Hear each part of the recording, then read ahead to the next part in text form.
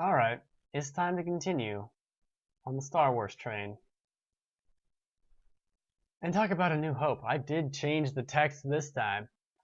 Now, let's just switch right here. Princess Leia. Now, I took notes. I took notes on all of them. I haven't seen this movie since probably 2002. So yeah, and that coupled with the fact that the redone versions that Lucas had scenes and all that crap, I'm not sure what's new. I'm not sure what's old. I did look up some of it. I don't know what's happening. We're going to start out with, damn, this movie looks good. This movie still looks really good. And part of that, I think, is the little CG stuff that is in a lot of, we'll get into that, but it looks really good still for, how old is it? 30, 40, 80 years? I don't know. Years are hard. Now, here's the thing. God damn it, Google Docs. I'm not quite sure why Leia has the plans for the Death Star. Why'd they give them to her, of all people? She seems important, as she's a princess. Why would you give them to her? Maybe she's the person you least expect. Also, there's a lot of talk about senators in this movie, and people give the prequels a lot of shit, right? And then this movie out of the gates like, the senators and the council, well, the senators, and I'm like, oh, maybe you guys need to shut the fuck up, because there's senators in this movie too. Now granted, spoilers, they get rid of the Senate, and it's like in this throwaway scene. We've gotten rid of the Senate. Okay. Alright, well that solved that problem.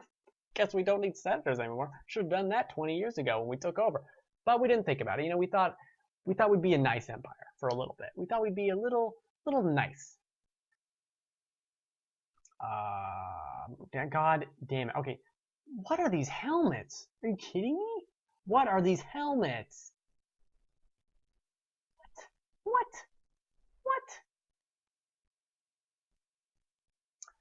Let's move on from the helmets. I know it's difficult to move on from the helmets. I take issue with this. For one, the Vader helmet in HD, you can see like the edges of it where it's like, you should have sanded that down a little better.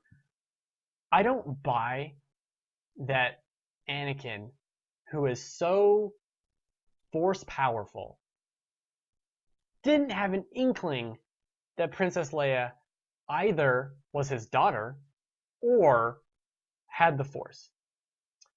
Because she knows she's got to have some of the Force, and she does. Midi-chlorians and all that, you know. The super popular midi-chlorians. How come he doesn't know? Does he purposely not know? It doesn't make any sense. Now, granted, how many years removed is this? Like 20 years? I'm not sure. Don't quote me on anything.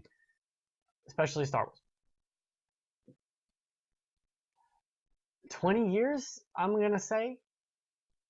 So I guess you assumed the kids were dead? Is that what you assumed? I guess so. Right? I just don't... I don't get it. There's a lot of, like, between the prequel stuff that the prequels kind of talk about, but they don't... It's like the opposite of tying loose ends. It's like creating the ends in the prequel, and then they don't get tied up, but they could have been tied up because you made the freaking prequels. So you could have tied these ends and made them be... I don't like it. Also, what I don't like, there's a lot of Tatooine coincidences. Why was Leia so close to Tatooine? Did she know that Obi-Wan was there? I'm assuming that she knows Obi-Wan because Obi-Wan knows her adoptive father. But that doesn't make any sense because Obi-Wan sounds like he's just been living in the hills like a crazy person for years, which we'll get to. We'll move on. We'll move on from that really quick because I just don't see how Tatooine is so integral for every freaking thing. Also, the first 20, 25 minutes of this movie is basically a slapstick droid fun time. They are on the ship, bumbling and fumbling. Then they're in the desert, bumbling and fumbling again. Then they're in a cave, getting caught. Then they're being sold by Jawas. It's all over the place. The first 20 minutes of this movie is basically beep boop beep boop beep boop. Well, I don't think so. Beep boop beep boop beep boop. Don't talk to me that way. and it's so slow and it's so stupid. Why constantly with the robots? And it's constantly with the robots again. Another robot scene, another robot scene. Okay, then we get to Luke finally. Beep boop beep boop. That's the first 20 minutes of the movie. Here's a good shot of Vader's shitty helmet. And they're looking for the droids, right? They're looking for the droids. This is CG that was added in with the little Stegosaurus or whatever. Not obviously not Stegosaurus because the spine. And Luke, maybe it's sacrilegious. I think Luke comes off as kind of a buffoon and an idiot. Synonyms. And he says a lot of dumb things. And the first 30 minutes of this movie can literally be summed up in, hey, I'm Leia. I'm important. Oh no, I've been captured. And then, we're droids, we're droids, we're droids. And then, Uncle Owen, Uncle Owen, Uncle Owen. That's like the first 40 lines he says is Uncle Owen. Like, okay, we get it. He's your uncle. Stop saying it. He makes a lot of dreamy glances. I'm sure this was very good for him in the 70s, late 70s. But he's such a goober, and he's like, I can't go out with my friends. Oh man, it's so stupid. You make fun of the prequel dialogue. There's some bad dialogue in this movie too. He stares off into space like he's in a cover of a freaking GQ. Now let's okay. Okay, so we're gonna back up a little bit from them meeting. So Luke knows Kenobi. He knows Ben Kenobi, who's apparently a crazy wizard and old man, eccentric wizard. He mentions it to his uncle, and his uncle says, oh, maybe, or no, Luke is like, okay, maybe he means Ben Kenobi, not Obi-Wan Kenobi, Ben Kenobi, which is, by the way, the worst code name ever. Inexplicable if you don't want to be found. I'll just change my first name. You didn't even change all the letters, dude. So, and then he says, okay, maybe he means Ben Kenobi. And his uncle's like, well, I don't think so. I don't think he exists anymore. He died about the same time as your father. Now, I'm not sure if they're talking about Ben Kenobi, Obi-Wan Kenobi, or whoever, French Fry Kenobi, Kermit the Frog Kenobi. I don't know. I don't know who Kenobi they're talking about. They're talking about one of them. And they get to this point where, and then Luke says to him, he knew my father? You're an orphan. So, more or less. Wouldn't you ask your uncle about your father? Is he so... I'm not telling you about your father. No. No. And did Obi-Wan never go there and say hi? It seems like they know about him. All of a sudden he's dead and Luke's surprised. Oh, he's dead? Who's dead? Obi-Wan? Ben? I don't know. Who? What is happening? It's so muddled. It doesn't even make... Why even give him a code name? And then it doesn't make any sense. And they're saying he's a crazy wizard. Okay, one, Uncle Owen, you met this crazy wizard, I believe. Wait, did you? No, that's not true. He never met. Okay, so he never met him. That's a fair point. I misremembered. Hello, Boris Johnson. But I'm not done complaining yet. They start talking about, oh, he's a wizard. So they mean Jedi. Okay, assuming 20 years have happened between the end of the third movie to the fourth movie, somehow in 20 years, Jedi, the law enforcement of the universe, galaxy, in 20 years, they went from the law enforcement to, I don't know, crazy wizardmen. And that doesn't make any sense. In 20 years, you completely forgot that the Jedi were hunted down and murdered. All of them were just slaughtered. 20 years went by, I forgot about the Jedi. All those wizards? They're wizards now. It's some crazy ancient religion. Somehow, in 20 years, they went from being policemen to crazy wizards, and apparently no one wrote anything down. And I was thinking about this. I never see pictures. There's no like picture frames, so there's no pictures of Jedi.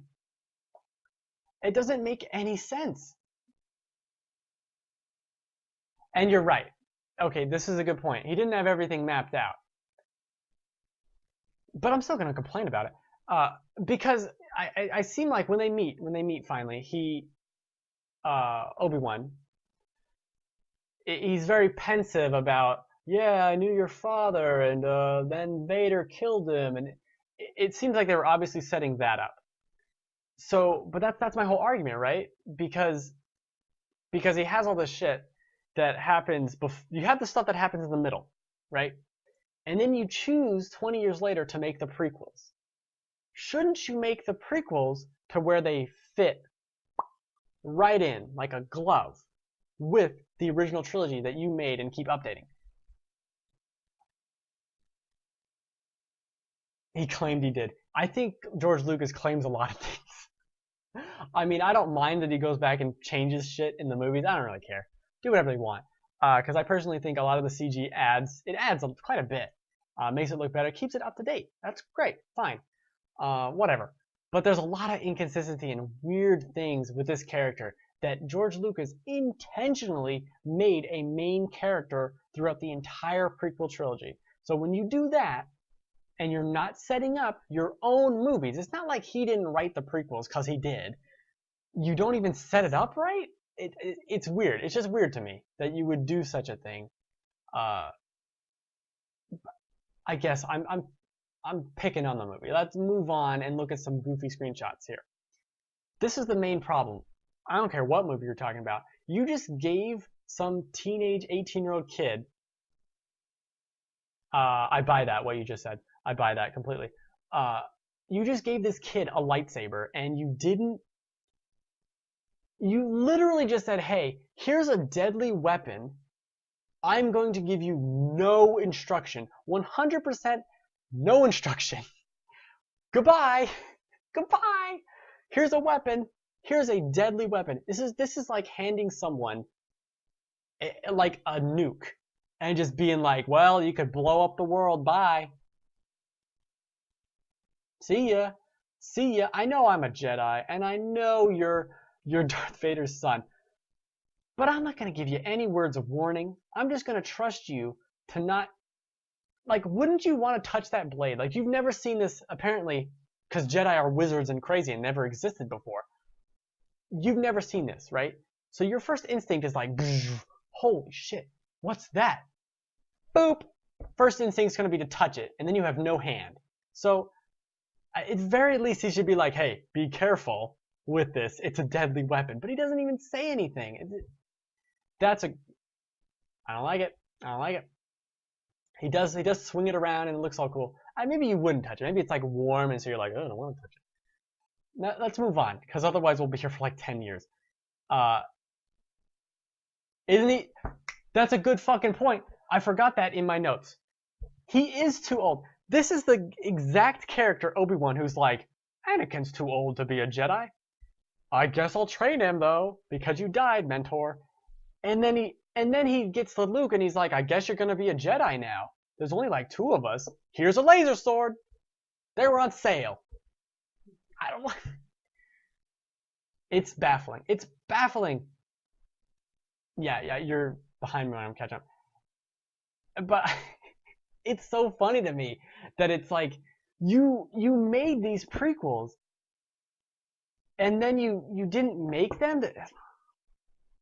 I can't pick on this movie so much. It doesn't make any sense. Maybe the argument is Luke is so old that now it doesn't matter.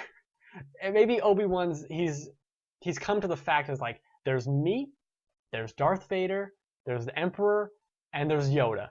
We need one more, okay? We need one more. Then we have 3 and they have 2, right?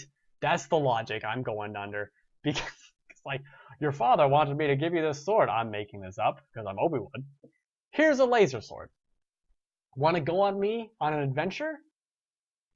Sure, crazy old man I've just met. who's apparently been crazy here for years, who may or may not be dead, who may or may not be a wizard, who may or may not be part of some religious cult. Sure.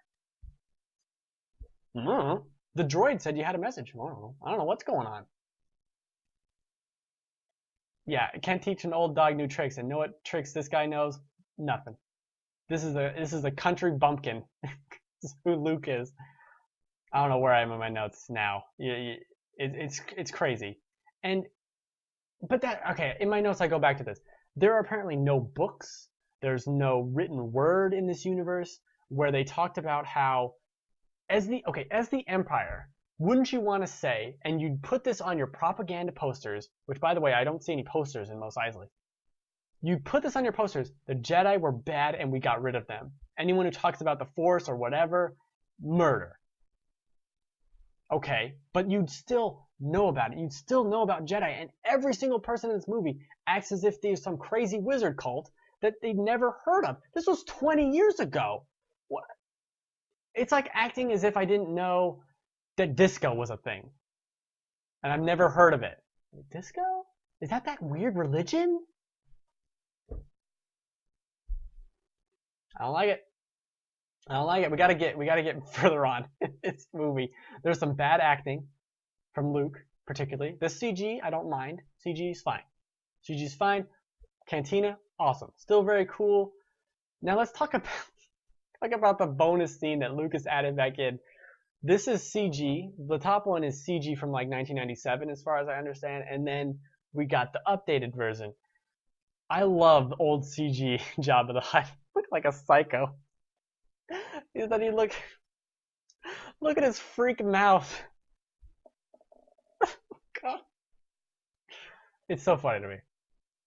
Look at his sad face too. This scene was added in. It's basically the same scene as with Greedo. Han shot first, whatever, blah blah blah. Don't really care. They added in also, there is Boba Fett in this scene, and it shows him prominently. And I'm like, that's really cool. He actually was in the first movie. No, this was a deleted scene, and he was added in much later. That's what you get for not watching a movie for 15 years. I don't know what happened. Let's go to Millennium Falcon. Millennium Falcon, really cool, very iconic, obviously. Duh.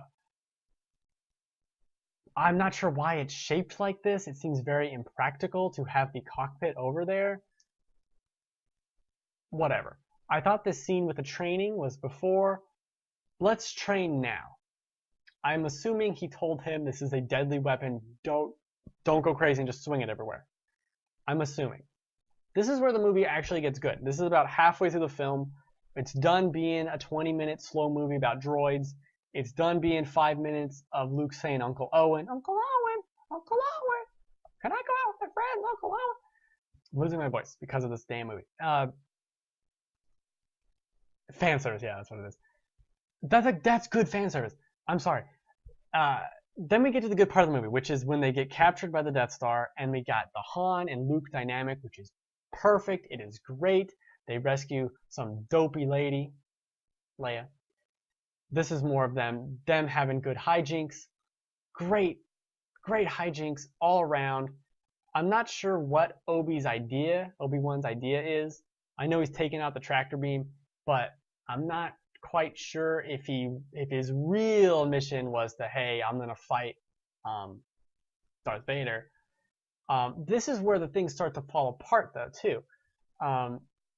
And obviously, as you're saying, that he didn't have an idea that Leia was going to be his kid as well, because we have Obi-Wan on the ship. Instantly, Darth Vader's like, "Oh, Spidey sense tingling.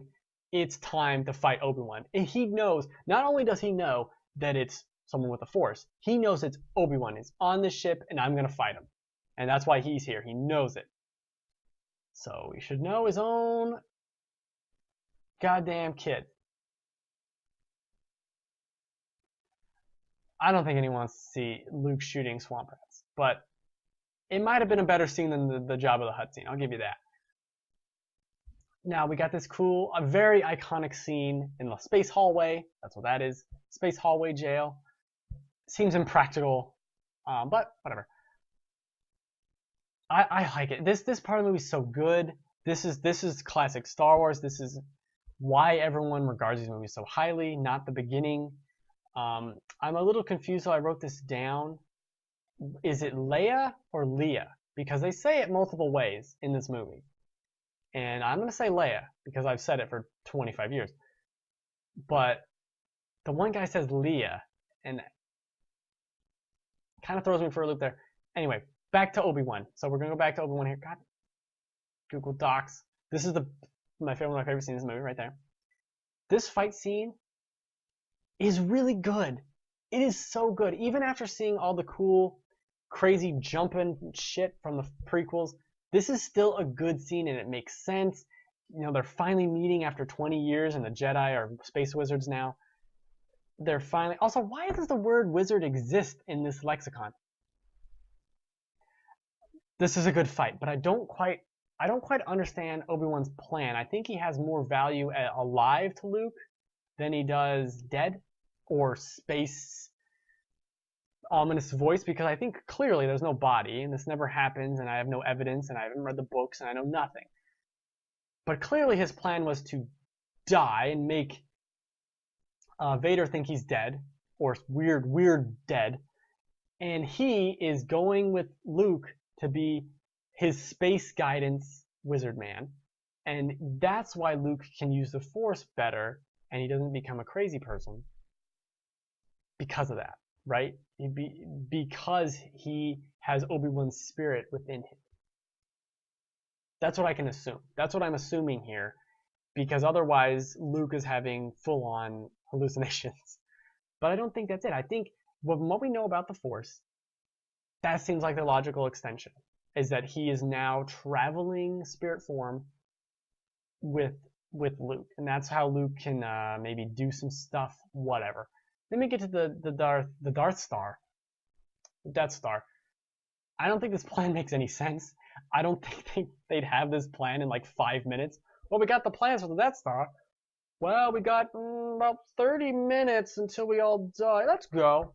Okay, that part of the plan makes sense, because otherwise you're just going to die. But they don't even seem to resist Leia, or Leah, depending on who you ask. They don't even seem to ask her, like, they blew up the whole planet? Like, because remember, this is like the same day. And they already know the planet. Whatever. I'm just gonna...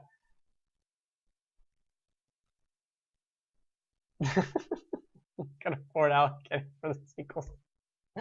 That's maybe that's true. I don't know. That's probably true.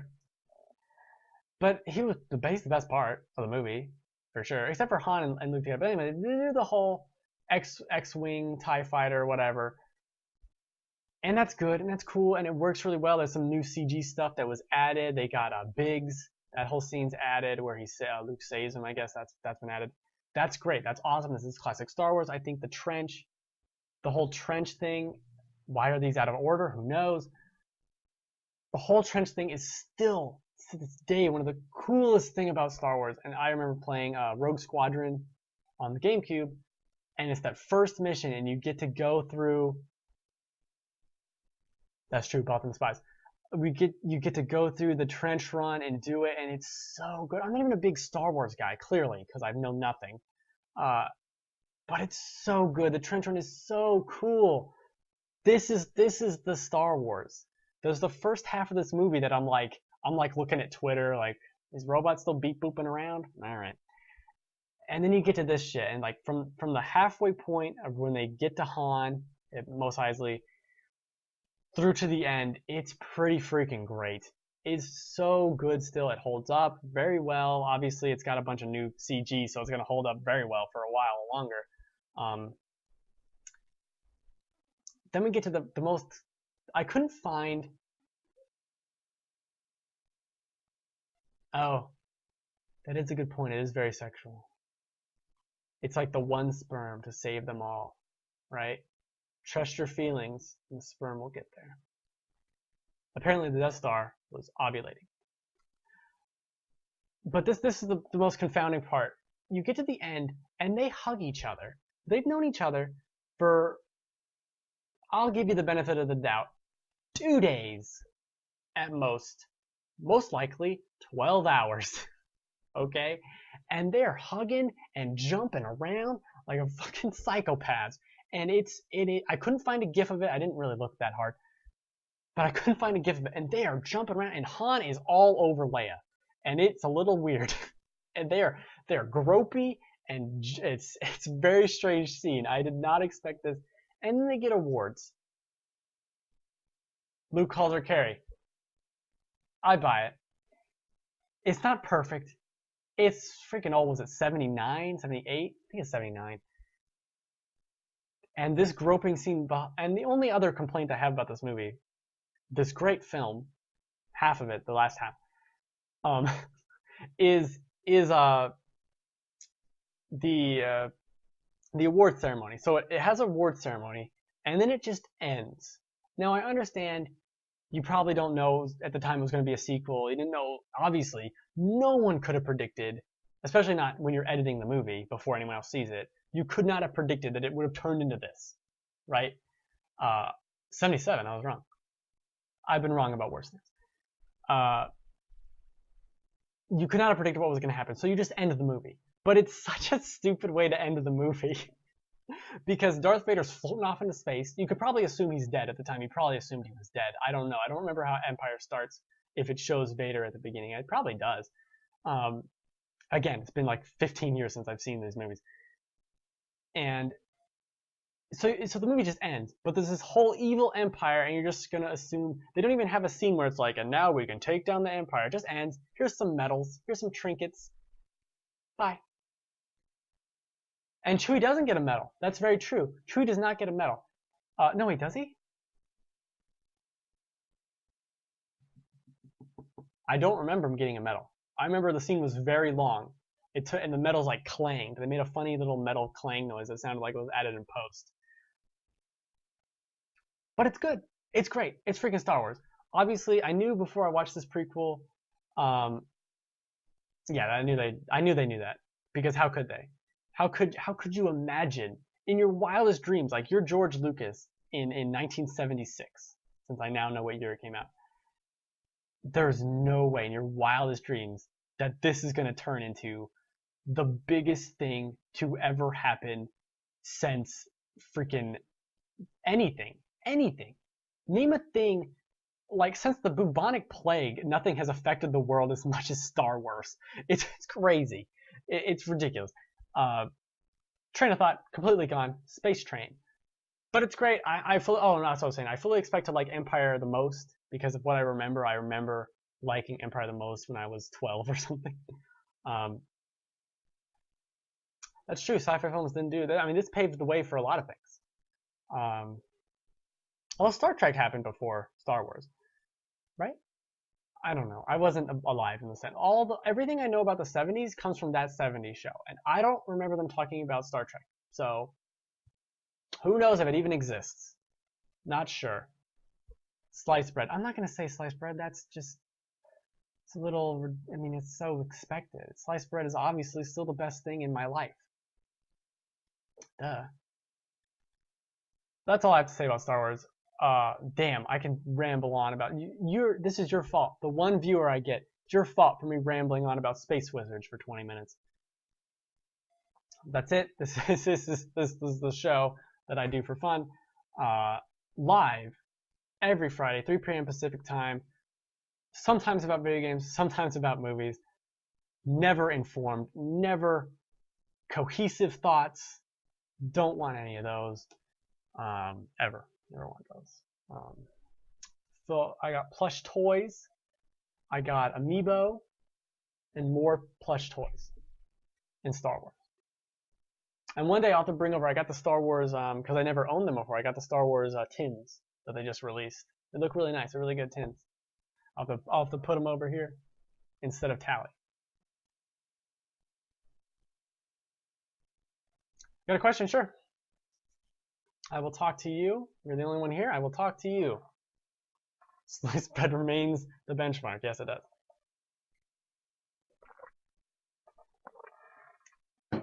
I'll do my show for one person. That's you. And I put it on YouTube, so 5 other people get to see it.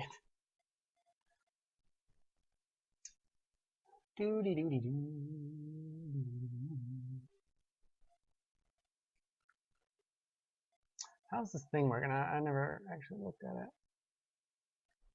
it.